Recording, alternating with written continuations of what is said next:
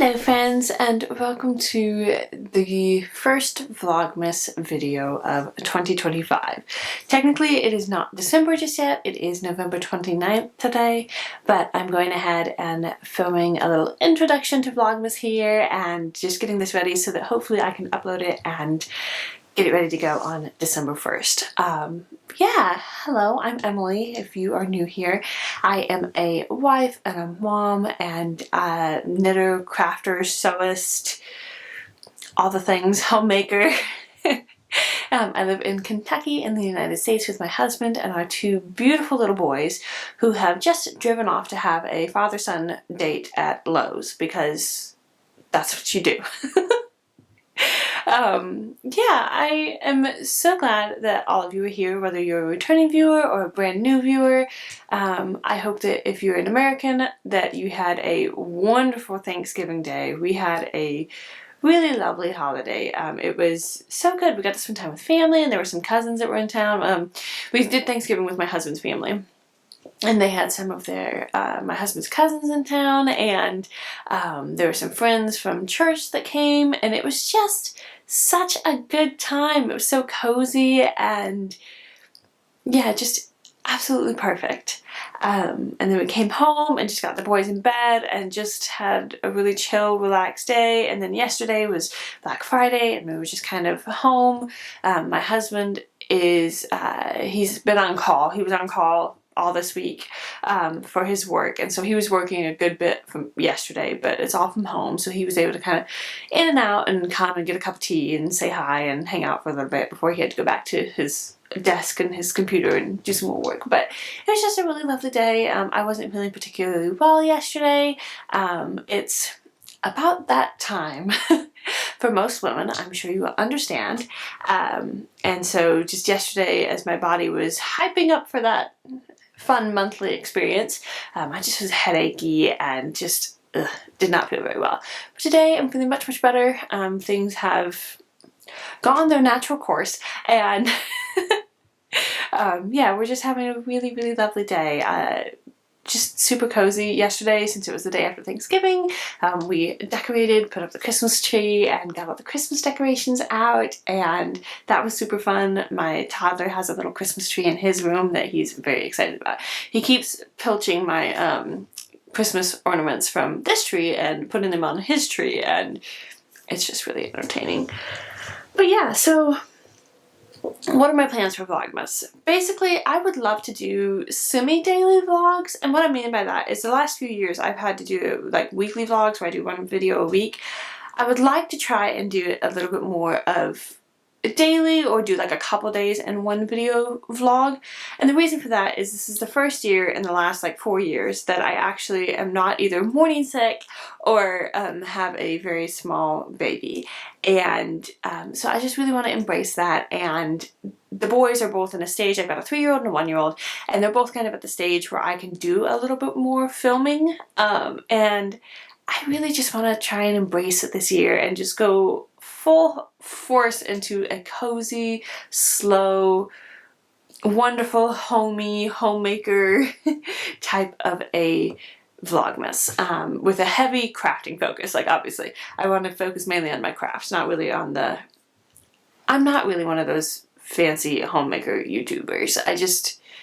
That's not me. So I'm just hoping to have kind of a cozy, knitting heavy, well, and some sewing. I have some sewing stuff that I need to get done this month for Christmas presents. So just a lot of crafting and then little snippets of the day-to-day life of a mom of 2 little boys. And yeah, and then probably Monday through Friday, and then over the weekends, well, my husband has Fridays off for the next few weeks because there was a work thing. So Monday through Thursday I can do more throughout the day, but whenever my husband's home, I just feel so awkward. I have the hardest time filming. So I usually try and film like little bits and pieces of him doing stuff with the boys or whatever, but we don't show the boys' faces on the internet, and so I have to be very strategic about how I film things, so it's just a little trickier on the weekends when my husband's home. So there will probably be like a combination of several days for weekend videos. But yeah, so that's kind of what I'm thinking, just a really chill, cozy, wonderful Vlogmas, and hopefully I'll have already put in some little clips and snippets that I got from the last couple of days over Thanksgiving and whatnot. And then quickly here, I wanted to share with you, because I'm planning for this video to be today and tomorrow, and then also the like Thanksgiving and whatnot stuff. I didn't really end up filming anything of the decorating just because it was a little chaotic with 2 little kids. But that's fine. You can just see the finished tree and it's all good. But yeah, so I'm hoping for this to go up December 1st, Monday, like I said. But I wanted to share with you a couple of things. If you have been following along with my 2 November vlog videos that I did, you have seen me working a good bit on this blanket, which I'm so happy to have done. This is the Huli blanket, which is a pattern that is in testing. It's a pattern by Rebecca Clow. I never know how to pronounce that. Rebecca of the Crayabea podcast. And it's this really fun, wavy, garter stitch squishy blanket, and I washed it after I got done and it has softened up so nicely. Some of these are all like 100% acrylic yarns, and some of them were almost like crunchy. They were thrift store yarns, and so they were just older, but after washing it, it feels so lovely and soft and nice, and it's just perfect. And this is going to be a gift for my brother and his wife when they are getting ready to welcome their first little baby. Honestly, we're getting to the anytime now bracket, and we're going to be going to visit them later this month, so that'll be really fun. I can give it to them, and it's going to be like it's going to be a great like car seat or stroller or whatever blanket, so I'm very excited about that. The other thing knitting related that I quickly wanted to share with you is I think I got a clip of it yesterday when I was going through it. The pastor at our church, he recently retired, so I think he's technically now an elder, but he's been the pastor for as long as I've been going to this church. So he has been helping from what I understand, helping his mother move into an assisted living situation as she's getting a good bit older, and she apparently is or was a knitter, and so she had a bunch of yarn, and the pastor's wife asked him, it was like, hey, he came home with like 3 bags of yarn. You wouldn't really want any of that cheap old yarn, would you? And I was like, yes, please. I will take it. So it was these 3 giant tote bags of yarn, and like 85% of it or so was just classic basic acrylic yarn, which is totally fine, and I'm very thrilled and happy to have it, because then I can make more blankets, or I can make blankets for donating to like my pregnancy resource center, or another one that I've learned about in this year is the Let Them Live organization. I want to try and to support organizations like that, or my local pregnancy resource center, and so I would be thrilled to be able to make some blankets and stuff if I can find the time. But amongst it, there was also several different colors of this yarn, which I love the vintage labels, like, oh, it's so cool, which is actually a 100% virgin wool, and it says it's color fast and permanently moth proof. So I'm assuming that it is not, well, it says you can dry clean it, but I'm assuming that it's not superwash. But yeah, there are a bunch of different colors of like 100% wool yarn, and I'm super excited about that. I'm not sure exactly what I'm going to do with them yet, if I'm going to try and make like a lovely cozy blanket out of it. I don't know, but that's really exciting. And then even more excitingly, there were a couple of sweaters that this woman had knitted, and the knitting is 99% done. They just need to get stitched together. So there's this one that's a baby one that's out of this really sweet pale yellow. This is a machine washable, machine dryable, 100% DuPont Sail Orlon acrylic. And this is it's a fingering weight is what it looks like. These old labels don't always have the most information on them as far as like yardage and stuff. I cannot figure out where the yardage is on it. It says it's 1 ounce, but it's a very, very thin, very fine weight of yarn. And just look at these labels, like, ah. So this one is completely done. It is all, there's a sleeve, there's the other sleeve, and then this is the body of it that's been clipped together with these stitch holders. So there's stitches that are on hold for the neckline. It's what it looks like. So you can kind of see here. This is the button band, which, to be fair, are there any buttonholes in here? It doesn't look like there's any buttonholes, so it may be something that she was planning to do, like afterthought buttonholes or something. I'm not sure. Oh, that's so funny. She didn't weave in her end. She just tied it off. Huh? Anyway, it's this really, really pretty patterning on the front with these little eyelets. It's just so sweet. And my plan is I'm going to stitch it up, stitch the sleeves into it, and then I'll need to finish the neckband. So that's what I was saying, like it's 99% done. I just need to seam it up and put in the neckband. And then, yeah, she left very, very short little tails. Hopefully I can do it. And then my plan is, at least for this one, to wash it up and give it back to this family for potential future grandchildren. They have a couple of grandkids already that are much too old for something this size. It looks like it's maybe like a, I don't know, 3, 6, 9 month baby, depending on the size of the baby.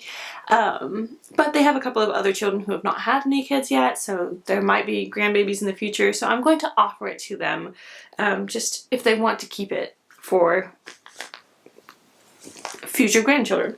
Well, it would be great grandchildren from the woman who knit this. But the other one that she did is, again, it's completely knitted. This is the back piece. Let's see.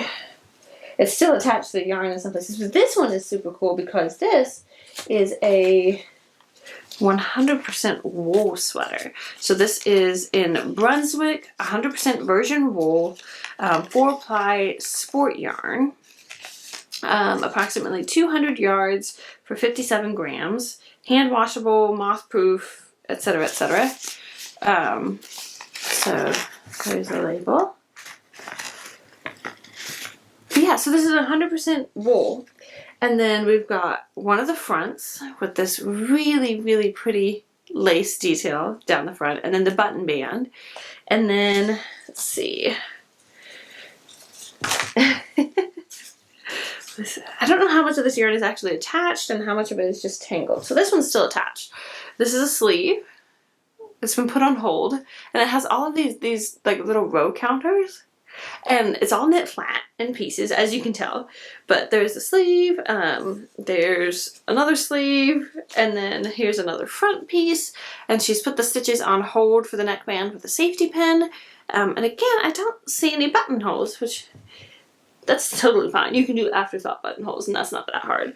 But yeah, it's completely done. And the wild thing is that holding it up, it might even fit me, which is like so cool. I would be so excited. I would be thrilled to have a garment like this. But yeah, it's just been so beautifully knitted. There's a couple of little spots. I think you can probably see one right there. It's a little bit more evident in real life, I think. But I think once you like wash it and clean it and everything, it would just be so cool. So I think what I'm going to try and do, I was trying to think through it because I was like, there's obviously still stitches on hold, which is going to be for the neckband, because both sleeves have it, and so I need to stitch the sleeves onto the bodice pieces. So I was trying to think if I needed to try and block them first, which I normally would, but these all still have stitches live, and so I'm not sure. But it was really cool because there's the whole pattern. I didn't bring it out here with me, but it's all like, it looks like what's the original pattern, and then there's like all these handwritten notes for what she did to like change it. So the button bands were supposed to be in seed stitch, but then she ended up doing a 1x1 ribbing, and it was so cool. It was so cool reading through that, like, oh. And it was a little sad in a way. Like, I started tearing up a few different times. And I was just like, oh man, like the amount of work and like you could tell that this woman was a knitter. She had saved all like the odds and ends and scraps and bits and pieces from these different acrylic yarns and stuff. And it was just so fascinating to see that, you know, knitters are knitters and we all do kind of the same things.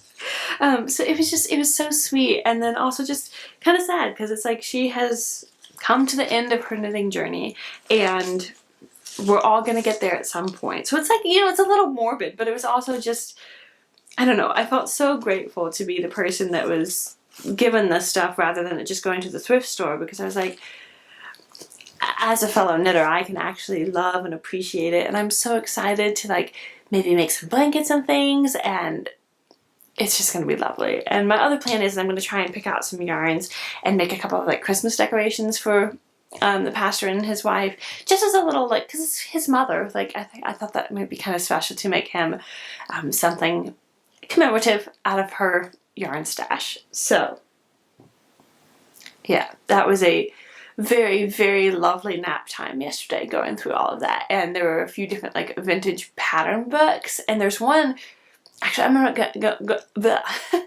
go get it because I'm so excited about it. It's a vintage men's and boys pattern book. So I'll be right back. Okay, I went ahead and grabbed the pattern for the pink sweater like I was telling you.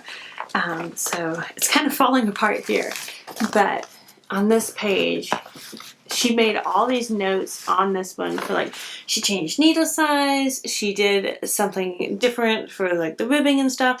She made all the notes on there, but then there's also these pages. I haven't actually deciphered them because, you know, it's all in handwriting and it would take me a minute to like actually read through it, but she has all these pages of like handwritten notes for like what she did.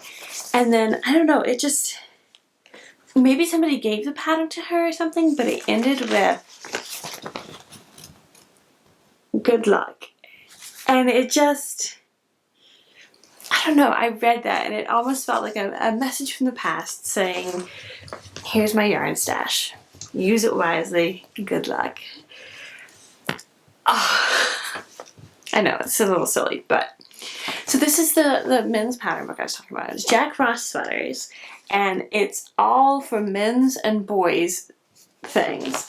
And I was like, that is just so perfect. Now, to be fair, I hadn't thought about this until just this second. I would 100,000% wear something like this. And frankly, if you're not familiar with vintage patterns, many of them are very, very small sized. I could probably knit these and they would fit me. And my husband's not much of a vest man, and so he likes cardigans. But there's so many vests in here, like this one, and then, oh, this is a sweater. There's a bunch of them where it's like the sweater and then the vest version, so they have both of them. I love this one. This one's so classic. And then these were a couple more like V-neck vests. And these sweaters are so classy. Like that cable one, I would totally wear that one. I don't know if you could see it or if it was glaring. It's so hard to see. My husband, of course, liked this one. He was like, I'll take that cardigan. I'm like, seriously? The most boring one ever. And then this is like a little zip up one. And then it has a bunch of different like socks and gloves and things, which is really cool. Another zip up jacket. Another V-neck, classic V-neck sweater. And I'm sure most of these are like in pieces and then seamed. But I'm like, oh, and like this one, like it's just so simple. But like, it looks so good. Yeah, so my plan is I'm going to go through here and then on the back it has all these pictures of like all the different knitting books, and I'm like, I need them all. But yeah, I hadn't ever thought about that until just a second, that I totally could do, I could make some of the vintage men's patterns. Like some of them, like I said, like this cable one, that's so classy. Like you could do it in like a really cute yarn and it would be amazing. I'm gonna have to do that, or at least look into it. But yeah, I was so excited when I saw this one. I was like, you know, it would also be very, very cool to be able to knit my husband something from here and be able to like tell our passion and be like, this is from your mother's like knitting book. Like, yes. Anyway. Oh, it was just the best. It was so lovely. But I am going to take advantage of the fact that my husband has the boys and he's watching them, and I'm going to cozy up on the couch, do a little bit more knitting. I've got some test knits I'm working on, and watch some podcasts and just have a really cozy little bit of the afternoon. My husband's got something he's doing this afternoon, so I'm going to be solo parenting it for a little while, but yeah, so I'm just going to enjoy the peace and quiet for a little while. So I hope you're all doing well. Hopefully I'll be able to check in at least one more time on this vlog. I hope that you're ready for Vlogmas and that you have all kinds of cozy, cozy Christmas plans. But yeah, I will be back later.